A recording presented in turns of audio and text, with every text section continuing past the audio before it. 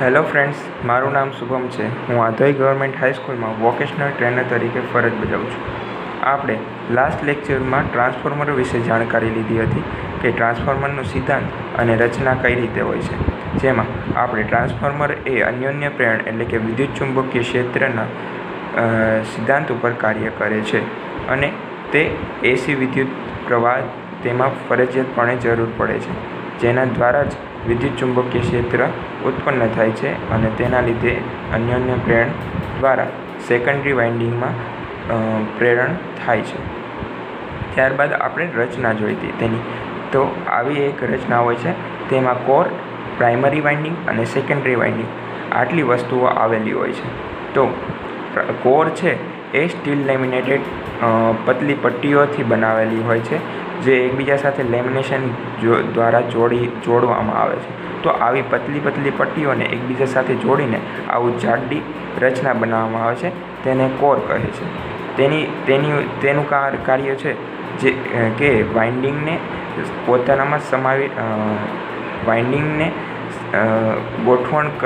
પોતાના ઉપર ગોઠવણ કરવાનું અને વિદ્યુત ચુંબકીય ક્ષેત્ર રેખાઓ છે, ફ્લક્સ છે, એને પોતાનામાંથી પસાર કરીને સેકન્ડરી વાઇન્ડિંગ સાથે જોડવાનું છે. તો આ બંને કાર્ય કોરનું છે. પ્રાઇમરી વાઇન્ડિંગ છે તેની સાથે આપણે એસી વિદ્યુત પ્રવાહ જોડીએ છીએ. હમણાં મેં કહ્યું એમ ટ્રાન્સફોર્મર એ એસી વિદ્યુત પ્રવાહ ઉપર જ કાર્ય કરે છે. તો પ્રાઇમરી વાઇન્ડિંગ સાથે એસી વિદ્યુત પ્રવાહ જોડવામાં આવે છે, તેમજ સેકન્ડરી વાઇન્ડિંગ સાથે આપણે લોડ જોડવામાં આવે છે. અને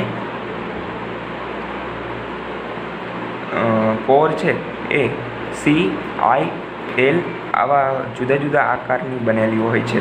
સી આકારની હોય તો સી આકાર સાથે આઈ આકારની જોડવામાં આવે તો આવી રચના બને છે. એલ આકારની હોય તો એક ઊંધો એલ આકાર અને તેમજ એક સીધો એલ આકાર બને તો પણ આવી ચોરસ રચના બનાવી શકાય છે. ચોરસ અથવા લંબચોરસ આકારની રચના કોરની હોય છે. તો આ જાણેલું હતું.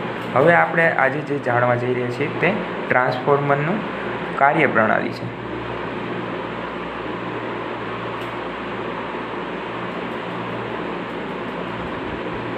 તો ટ્રાન્સફોર્મર છે એ અન્યોન્ય પ્રેરણા ઉપર કાર્ય કરે છે, તે આપણે જોયેલું. પણ આ આકૃતિ ઉપરથી આપણે જોઈ શકીએ છીએ કે જ્યારે વિદ્યુત પ્રવાહ આપણે પ્રાઇમરી વાઇન્ડિંગને એસી વિદ્યુત પ્રવાહ આપીએ છીએ ત્યારે તેમાંથી વિદ્યુત પ્રવાહ તેના પ્રાઇમરી વાઇન્ડિંગમાં પસાર થાય છે. અહીંયા હું પ્રાઇમરી વિદ્યુત પ્રવાહને I1 વડે નામ આપું છું, તેમજ સેકન્ડરી વિદ્યુત પ્રવાહને I2 નામ આપું છું. ટ્રાન્સફોર્મર છે એ જેટલું એક વોલ્ટેજ ઉપર આધાર રાખે છે પ્રાઇમરીના, એટલું જ એના ગુચડાના ટર્ન ઉપર પણ આધાર રાખે છે. ગુચડાના આપણે કેટલી સંખ્યામાં વાળેલું છે.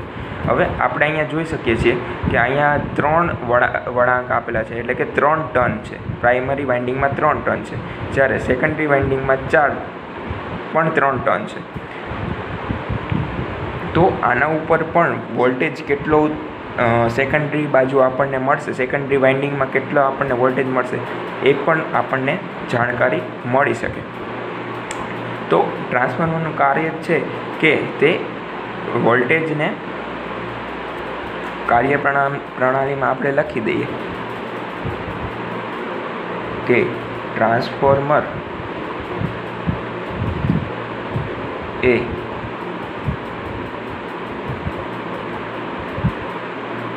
વોલ્ટેજને વધારવા ઘટાડવાનું કાર્ય કરે છે.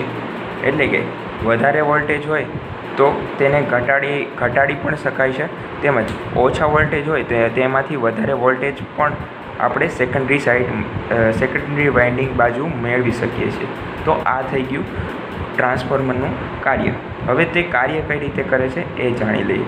જ્યારે આપણે પ્રાઇમરી વાઇન્ડિંગમાં એસી વિદ્યુત પ્રવાહ જોડીએ છીએ, એસી સ્ત્રોત જોડીએ છીએ, તો પ્રાઇમરી વાઇન્ડિંગમાં I1 નામનો વિદ્યુત પ્રવાહ પસાર થાય છે હવે જ્યારે અલ્ટરનેટિંગ કરંટ એટલે કે જ્યારે તેમાં વિદ્યુત પ્રવાહના મૂલ્યમાં બદલાવ થતો હોય સમય સાથે, તો તેના લીધે ગૂંચળામાં વિદ્યુત ચુંબકીય ક્ષેત્ર રેખાઓ ઉત્પન્ન થાય છે, જે અન્યોન્ય પ્રેરણ દ્વારા સેકન્ડરી વાઇન્ડિંગના ગૂંચળા સાથે જોડાય છે. એટલે કે અહીંયાથી જે એને વિદ્યુત ચુંબકીય ક્ષેત્ર રેખાઓ ઉત્પન્ન થશે ગૂંચળા 1 દ્વારા, તે સેકન્ડરી વાઇન્ડિંગના ગૂંચળા સાથે સંકળાશે.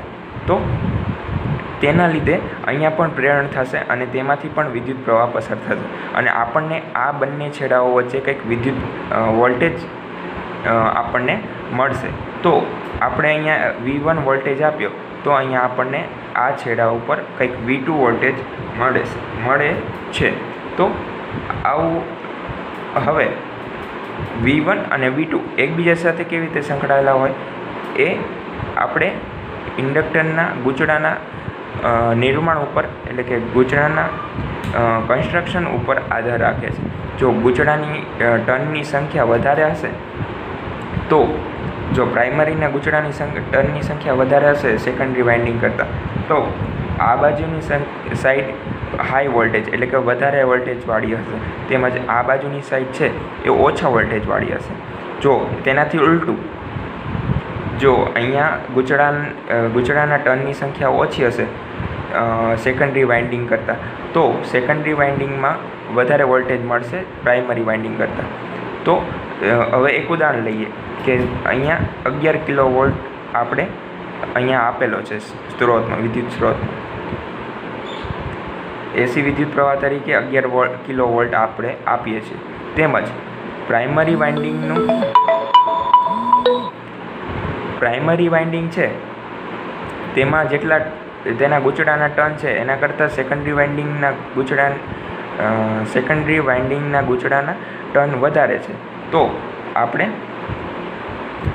11 કિલો વોલ્ટનો અહીંયા સપ્લાય આપીએ છીએ, તો અહીંયા 11 કિલો વોલ્ટ કરતાં વધારે આપણને વોલ્ટેજ મળશે. અહીંયા આ બાજુની સેકન્ડરી સાઈડ આપણને 11 કિલો વોલ્ટ કરતાં આપણને કંઈક મૂલ્ય વોલ્ટેજનું મળશે વધારે.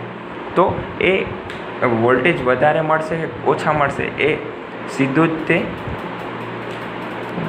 જે વોલ્ટેજ છે ટ્રાન્સફોર્મરના એ ગૂંચળાની સંખ્યા ટર્નની સંખ્યા ઉપર આધાર રાખે છે. અહીંયા N એટલે કે ગૂંચળાના ટર્નની સંખ્યા, તો સીધા આધાર રાખે છે. જો વોલ્ટેજ વધારે તો ગૂંચળાના ટર્નની સંખ્યા પણ વધારે રાખવી પડશે. જો વોલ્ટેજ ઓછા હશે તો ગૂંચળાના ટર્નની સંખ્યા પણ ઓછી હશે. તો આવી રીતના એકબીજા સાથે તેનો સંબંધ છે. તો આપણે અહીંયા જોયું કે અહીંયાના વિદ્યુત પ્રેરણના લીધે બીજા સેકન્ડરી વાઇન્ડિંગમાં ચુંબકીય ક્ષેત્ર રેખાઓ જોડાય છે અને ત્યાં પ્રેરણના લીધે એક વિદ્યુત પ્રવાહ પસાર થાય છે.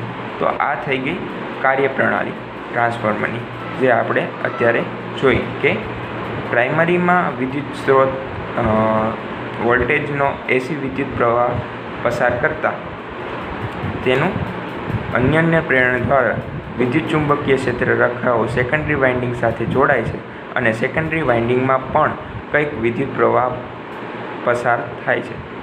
આ કાર્ય કોર દ્વારા થાય છે, કારણ કે કોરમાં વિદ્યુત ચુંબકીય ક્ષેત્ર રેખાઓ સંકળાઈને સેકન્ડરી વાઇન્ડિંગ સુધી પહોંચાડે છે.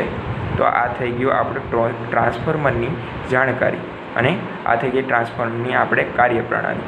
તો ટ્રાન્સફોર્મર એ વોલ્ટેજને વધારવાનું અથવા ઘટાડવાનું કાર્ય કરે છે. એના પ્રાઇમરી વાઇન્ડિંગમાં વોલ્ટેજ હોય એનાથી સેકન્ડરી વાઇન્ડિંગમાં આપણને વધારે વોલ્ટેજ અથવા ઘટાડીને વોલ્ટેજ આપે છે.